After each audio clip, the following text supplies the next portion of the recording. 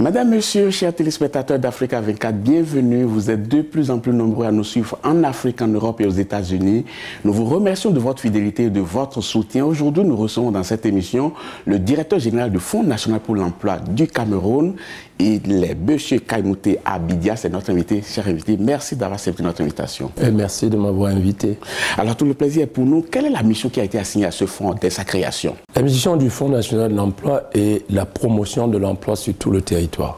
Mais vous avez raison de me poser la question parce que nous ne sommes pas un service d'emploi public comme les autres. Cette mission s'effectue sur 4 axes. Le premier axe, c'est la mission traditionnelle des services d'emploi public qui est de rendre transparent le marché de l'emploi, ce qu'on appelle l'intermédiation entre ceux qui cherchent l'emploi et ceux qui offrent l'emploi. Le deuxième axe, c'est la formation professionnelle. C'est-à-dire, dans le même organisme, nous aidons des jeunes à acquérir des compétences. Nous n'avons pas de centre, mais nous utilisons des centres disponibles. Le troisième axe, c'est le financement des projets, c'est-à-dire que la promotion des activités, la création d'activités, donc toutes les personnes qui ont des petits projets, qui ont des choses comme ça, eh bien, nous les aidons à créer des projets. Et le dernier axe, c'est l'information sur le marché de l'emploi. Bon, sur le premier axe, parce que je sais que vous allez me poser la question, à ce jour, 502 000 personnes reçues, dont 367 000 personnes placées, et parmi lesquelles 295 000 jeunes, puisque c'est le sujet qui intéresse très souvent les personnes.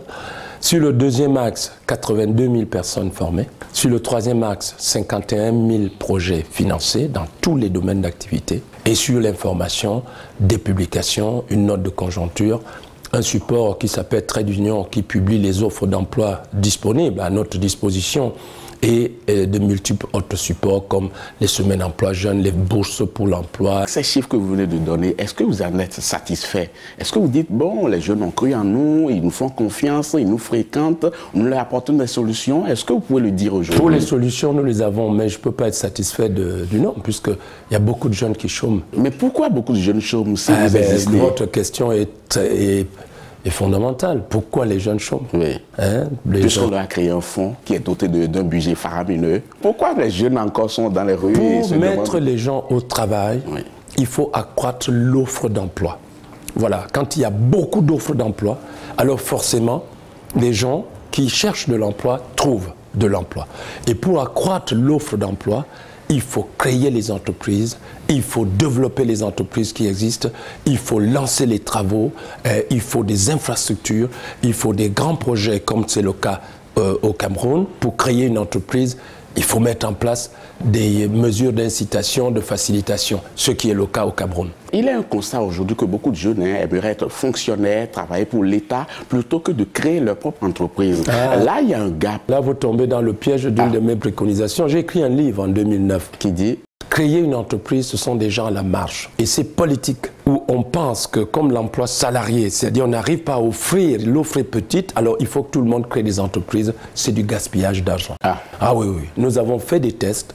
Sur 100 personnes, il n'y a pas 3 qui sont des créateurs d'entreprises. Parce que créer une entreprise fait appel à des qualités exceptionnelles. Mais puisque le fonds forme des gens... On ne forme pas quelqu'un pour créer une entreprise. On lui donne des outils et ses dispositions naturelles lui permettent à ce moment-là de réussir son entreprise. Or, je vous prends un exemple.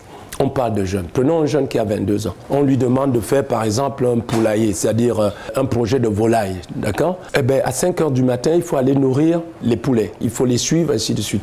Les autres vont danser. Lui, il est dans ses poulets. Vous croyez qu'un jeune de 22 ans est capable de supporter ça? Un jeune de 22 ans, on lui dit de faire une boutique. Vous savez à quelle heure il doit ouvrir sa boutique? 7h30 et il ferme à 20 h. Et il peut passer 1 heure sans que personne n'entre acheter des allumettes, acheter ceci. Vous croyez un jeune assis pendant 8 heures, pas pendant une semaine, pas pendant un mois, pendant des années.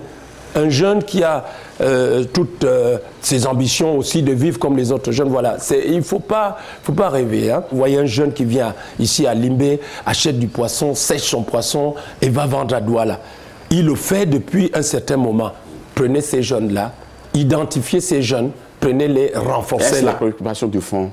Ben, nous le faisons. Je vais me faire le porte-parole de certains jeunes par rapport au fonds, ces jeunes-là qui estiment tout de même que le fonds, c'est vrai, il a été créé, il a suscité beaucoup d'enthousiasme au sein des jeunes, mais aujourd'hui, ils se demandent est-ce que ça vaut la peine de continuer à croire en cette institution-là, parce qu'ils estiment que quand ils y vont, généralement, on ne leur trouve pas du boulot, et que ceux à qui on trouve du boulot souvent, ce sont des gens qui sont haut placés, ce sont des gens qui ont des bras longs, ce sont des gens qui ont des ramifications. Non, pas au fond. On a juste... Oui, non. Je dis à ces jeunes de ne pas se décourager, c'est pas vrai.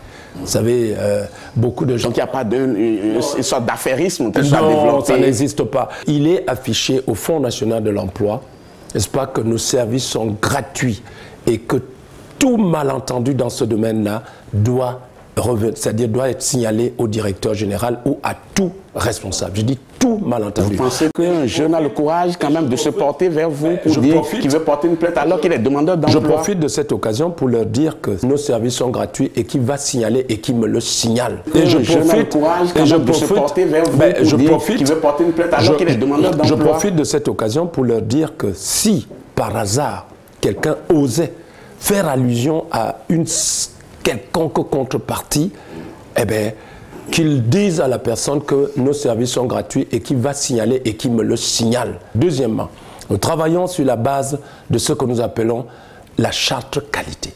C'est-à-dire que offrir le meilleur service possible à nos personnes. Le meilleur service aux personnes, mais le plus important, c'est que les jeunes qui arrivent vers vous soient satisfaits. Non, attendez, le Fonds national de l'emploi est un service qui met en relation les gens qui viennent offrir du travail et ceux qui cherchent du travail, d'accord? Est-ce que le Fonds national de l'emploi se substitue aux entreprises pour créer des emplois? Je profite pour dire à ces jeunes, nous ne créons pas des emplois. Excusez-moi d'insister sur un fait. J'ai rencontré un jeune quand même ici au Cameroun et je lui ai parlé du fonds. Exactement, voici ce qu'il m'a répondu. Il dit le fonds sert à sauvegarder l'emploi de ceux qui travaillent, c'est-à-dire que des cadres qui travaillent dans le fonds et à entretenir l'illusion auprès des jeunes. Mais non, alors rencontrer ceux qui sont des milliers, je vous ai parlé de 295 000 jeunes insérés. Nous avons des affiches auprès des mairies et des sous-préfectures où nous apprenons aux jeunes comment chercher du travail. Il y a plein de jeunes qui ont trouvé du travail et que nous n'avons pas identifié. Vous pensez que ça aurait été autre chose si vous n'avez pas existé? Si le fonds n'avait pas existé, ça aurait été autre chose? Heureusement qu'on existe. Venant de vous, ça m'étonnerait que vous disiez le contraire. Ce n'est pas nos cadres qui font les choix. C'est le chef d'entreprise lui-même qui fait son choix. On lui envoie 4, 5 ou 6 dossiers et le chef d'entreprise choisit la personne qui lui semble. Le fonds peut aider dans les textes, c'est-à-dire si l'entreprise n'est pas assez outillée, elle peut demander que le fonds aille plus loin. On va finir cette émission en parlant quand même du budget. On a effleuré la question tout à l'heure. Vous arrivez sur la vraie question. Oui, parce que la vraie question, c'est qu'en Afrique, les politiques d'emploi, quand elles existent, ne sont pas financées. Vous allez dans les pays européens, le Canada.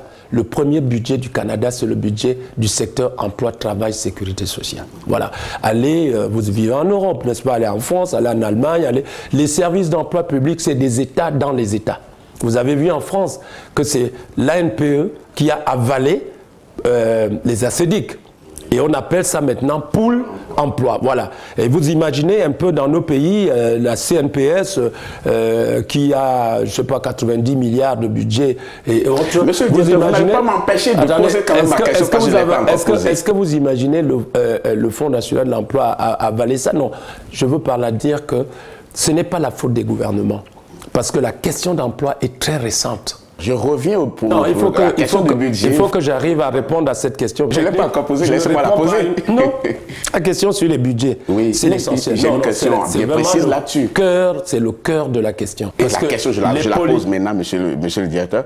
Je veux dire, beaucoup de personnes estiment que le fonds est doté d'un budget faramineux et qu'avec cet argent, on aurait pu créer d'autres emplois. Même les États-Unis ont des services d'emploi public. C'est-à-dire que c'est les États les plus déconcentrés, décentralisés. Chaque État fait sa politique, ils ont un service d'emploi public. Un pays ne peut pas se passer d'un service d'emploi public. Le service d'emploi public est le centre de l'intermédiation et l'institution qui acte active, parce que quand quelqu'un vient demander du travail chez nous, mais qu'ils viennent, ils vont voir, n'est-ce pas, comment nous activons la personne pour qu'elle devienne une personne qui recherche activement le travail. Est-ce que vous connaissez des insuffisances par rapport à l'existence du fonds et à son fonctionnement? Non, nous avons des points faibles. Le point faible, le premier point faible, c'est les budgets. Le budget que certains estiment déjà on a 8 milliards. Faramineux, Écoutez, on a 8 milliards de budget. Oui. Prenons qu'on finance dans un pays comme le nôtre 100 000 projets de jeunes à 2 millions. Ça fait combien?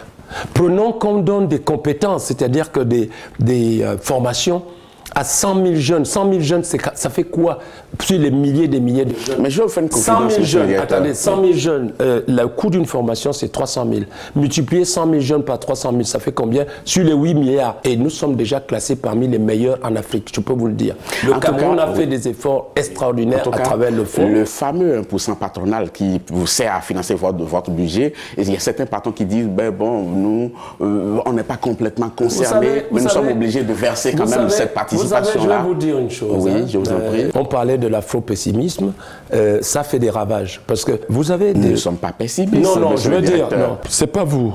Je parle de ces chefs d'entreprise. Parce que les mêmes chefs d'entreprise, lorsqu'ils découvrent notre offre de service, comme on dit, selon le village, ils mettent les mains sur la tête. Donc vivement que les chefs d'entreprise aillent vers vous pour aller vous découvrir davantage.